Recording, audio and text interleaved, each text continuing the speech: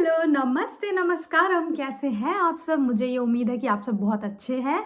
सबसे पहली चीज़, आज की इस वीडियो में मैं एक सिचुएशनल रिलेटेड वीडियो बना रही हूँ। जैसा कि हम सब ने ही देखा है आजकल, कुछ और वायरल हो या ना हो, एविएशन से related news, cabin crew passenger के झगड़े हो रहे हैं, पैसेंजर एक दूसरे पे सू कर रहे हैं। Come on, how disgusting even to say that. Can you believe it कि this can happen with you और any one of your family member, कि आप कभी ट्रैवल कर रहे हो और कोई फेलो पैसेंजर उठ के सूसू करना शुरू हो जाए? कम ऑन, मुझे तो ऐसा बिलीव भी नहीं हुआ, लेकिन हाँ, of course it happened on air India. और आज मैं इस वीडियो में आपके साथ डिस्कस करूंगी कि ये सिचुएशन में अनरूली कस्टमर वो कब बन जाते हैं और एज ए कैबिन क्रू हम क्या क्या कर सकते हैं। ऑल्सो एयर इंडिया ने क्या क्या नहीं किया और कैसे इसे हैंडल किया जा सकता था। ये इंसिडेंट है एयर इंडिया फ्लाइट का, New York to Delhi, which means long haul flight. Long haul मतलब जब आप लंबी फ्लाइट से आ रहे हैं New York to Delhi, I am sure 13 से 14 घंटे की फ्लाइट होगी मिनिमम।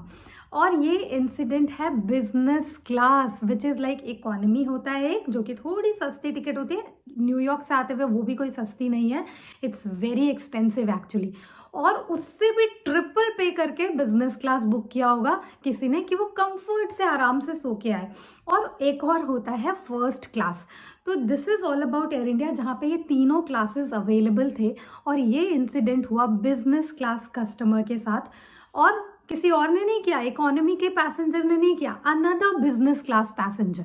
तो कहने का मतलब ये है कि money, I don't know if money can buy you happiness और not, but money can certainly not buy you logic. और वो जो बुद्धि होती है ना, थोड़ी सी बुद्धि, तो definitely that kind of mannerism money के नॉट बाय। क्योंकि जैसे ही मुझे जो लगता है, ऐसा इंसिडेंट करने के लिए you really need to be high on alcohol. और अल्कोहल के अलावा एरोप्लेन में कुछ मिलता नहीं तो पता नहीं ऐसा करने के लिए क्या क्या किया होगा उसने। फ्री की दारू देखी और दिमाग पागल हो गया। बिजनेस क्लास की सर्विस ओवर हो गई, लाइट्स ऑफ हो गए ताकि पैसेंजर रेस्ट कर पाए। ऑफ कोर्स, क्योंकि आप लंबे फ्लाइट से आते हैं तो क्रू आपके लिए लाइट्स ऑफ कर देता है, सो दैट आप कंफर्टेबली आराम से आ सके। आपने अपनी टिकट बुक किया after all to fly safely, to fly relaxed, तो लाइट्स ऑफ कर दिया। अब एक महान इंसान जी बगल की सीट से उठते हैं और एक मिडिल एज विमेन के पास जाके अपना प्राइवेट पार्ट ओपन करके ही started to urinate on her, उनके ऊपर वो सुसु करते हैं।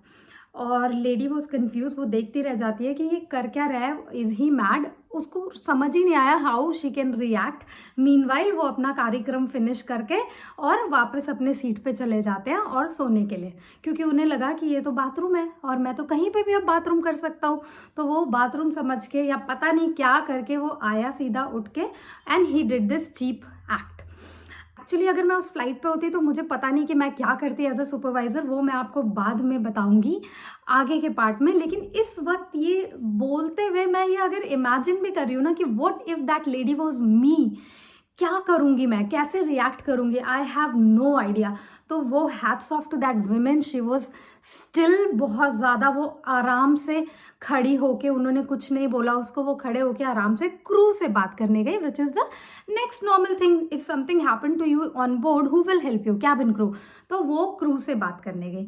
नाउ हमारा एयर इंडिया का क्रू ने क्या किया, उन्होंने प्रॉपर इमीडिएटली कुछ एक्शन लेने के बजाय they started to clean the mess. उन्होंने बोला क्योंकि business class was full, they do not have any further other seat for her in business class, और वो उन्होंने लेडी को जंप सीट पे बिठा के रखा, जंप सीट जो क्रू की सीट होती है।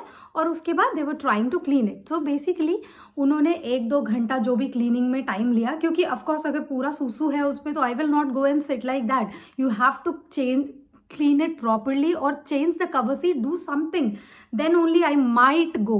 इतना सारा पैसा देके I might not even go on the same seat. So of course similarly this lady refused, I am not going to go there. तो क्रू ने क्या किया, उन्होंने उसे जंप सीट पे बिठा के रखा, जो कि क्रू की सीट है, of course not at all comfortable like business class seat. तो वहाँ पे बिठा के रखा उन्होंने और उन्हें पजामा ऑफर कर दिया, which is normal right of any business class passenger. उन्होंने ऑलरेडी एक पजामा मिला होगा, now they changed her dress, उन्होंने उन्हें ऑफर किया कि आप जाके चेंज कर लो। Meanwhile they were cleaning the seat. Imagine guys, Now, there is a business class not available. However, there is a first class और उसमें 4 सीट्स एम्प्टी थी. तो यहाँ पे एक चीज़ गलत है. Captain could have easily allow, इतना बड़ा इंसिडेंट हुआ है, as a gesture, as a खाली आ रही है आपकी सीट, आपकी एयरलाइन की रेपुटेशन है. फॉरगेट अबाउट आपकी airline, it's air India. When the नाम एयर इंडिया है तो वो ब्रांड ऑफ इंडिया है. अगर हम उनको बिजनेस क्लास से निकाल के फर्स्ट क्लास दे देंगे तो कुछ जाएगा नहीं, क्योंकि वैसे भी वो खाली है. मे बी आपका रूल होगा कि आप अपग्रेड नहीं कर सकते. नॉर्मली हमारा भी ऐसा रूल होता है एयरलाइन में, cabin crew are not allowed to upgrade. But come on, you have a captain who can approve any single thing. They could have done that easily. जैसे एक सॉरी जेस्चर ही, इनकी तरफ से नहीं, but just understand, empathize with that lady. Imagine if she is your mother, will you be able to do that? Okay, as a supervisor, if I am taking such call that I will upgrade her to from business class to first class, I am taking my captain permission, and I have all the option to explain myself later to the company that why did I do that. Maybe it is not in my hand, but the circumstances like that I have to do it to put that customer back to Air India. It's a brand which is on stake right now. So should I really think about the rules and regulation right now, or should I take some stand as a supervisor and write about it? तो मुझे ये एक logic समझ नहीं आया कि उन्होंने ऐसा क्यों किया. इनफैक्ट कैप्टन ने भी ऐसा क्यों नहीं एडवाइस किया. अगर वो क्या कैप्टन की या क्रू के कोई फैमिली मेम्बर होते तो वो ऐसा करते. वो कभी नहीं करते ऐसा कि उसको जंप सीट पे बिठा के बाद में बोलते मैम हमने साफ कर दिया, आप जाके वहीं पे बैठो.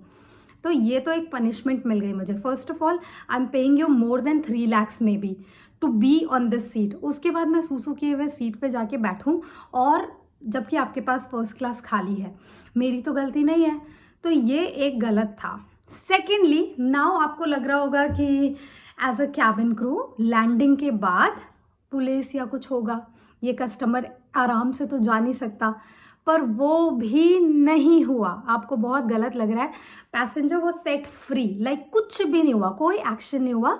Only the thing was, he was, जब वो अपने नशे से बाहर आए तो उनको क्रू ने बताया कि आपने ऐसा किया, एंड ही सिंपली केम और अपोलोजाइज किया उस लेडी को. That's it.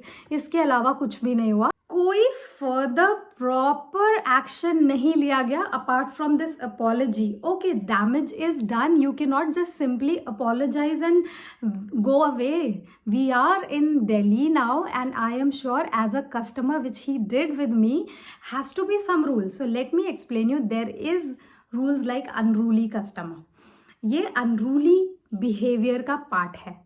First of all, it's a sexual assault. Problem है कि वो जो दूसरे पैसेंजर्स जिसने इतना बड़ा काम किया उसको जाने दिया. ऐसे नहीं होता. अगर cabin crew is not capable of handling situation as they are suppose to do, I think captain should know the rules also. Sometime, we are trained to de-escalate the situation. As a supervisor, if I am on board, even if I am not supervisor, I am crew, we are always trained to de-escalate the situation. So maybe, but here guys, come on, there is nothing to de-escalate. It's clear case of assault. It's clear case of many things actually.